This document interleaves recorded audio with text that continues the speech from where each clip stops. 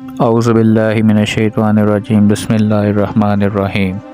اگر کوئی شخص تمہارا دل توڑ کر چلا جائے تو دوستو کیا ہوتا ہے؟ دل ٹوٹ جاتا ہے۔ کسی نے پوچھا تم انہیں یاد کیوں کرتے ہو جو تمہیں یاد نہیں کرتے، جو تمہیں اپنے مقصد کے لیے یاد کرتے ہیں؟ تم ہمیشہ انہی کے ساتھ کیوں رہتے ہو؟ ایسا کیوں ہے؟ تم انہی کے ساتھ کیوں ہو؟ کیا تم اللہ کے ساتھ محبت کا سجدہ نہیں کر سکتے؟ کیا تم ان لوگوں کے ساتھ نہیں رہ سکتے جو لوگ تمہیں چاہتے ہوں؟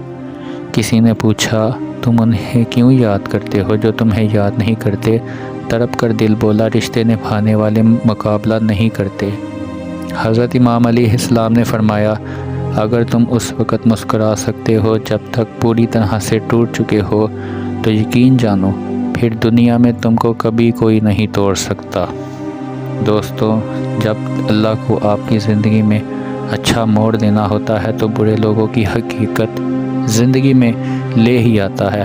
دوستو، کبھی کبھی اچھی چیزیں بھی کھو جاتی ہیں تاکہ ہمیں بہتر چیزیں مل سکیں۔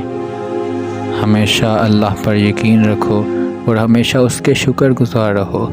حضرت امام علیہ السلام نے فرمایا کسی کا دل توڑ کر معافی مانگ لینا بہت ہی آسان ہوتا ہے، اور حضرت امام علیہ السلام فرماتے ہیں لیکن جب اپنا دل ٹوٹتا ہے تو کسی کو معاف کرنا بھی بہت مشکل ہو جاتا ہے۔ اگر لوگ آپ سے دوری اختیار کر رہے ہیں تو انہیں کرنے دیجیے، کیونکہ وقت زندگی کی ڈور کسی کے چھوڑ جانے کی محتاج نہیں ہوتی۔ دوستو، جو انسان ہوتا ہے وہ سب سے سستا صرف اور صرف محبت کے ہی نام پر بکتا ہے، اور سب سے مہنگی اس دنیا میں انسان کو صرف محبت ہی ملتی ہے اور کوئی چیز اس سے مہنگی نہیں ملتی۔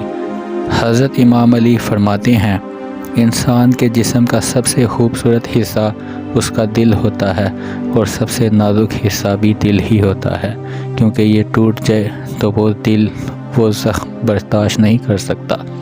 اگر انسان میں دل نہ ہو تو انسان کا چمکتا چہرہ بھی کسی کام کا نہیں ہوتا۔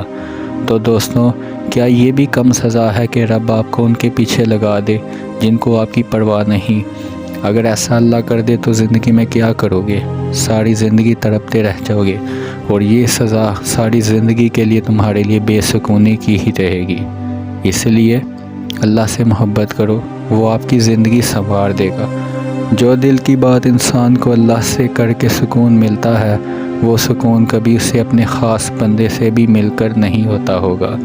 تو تم کیوں مایوس ہو گئے ہو جب کہ دو جہانوں کا مالک تمہارا سب سے اچھا دوست ہے؟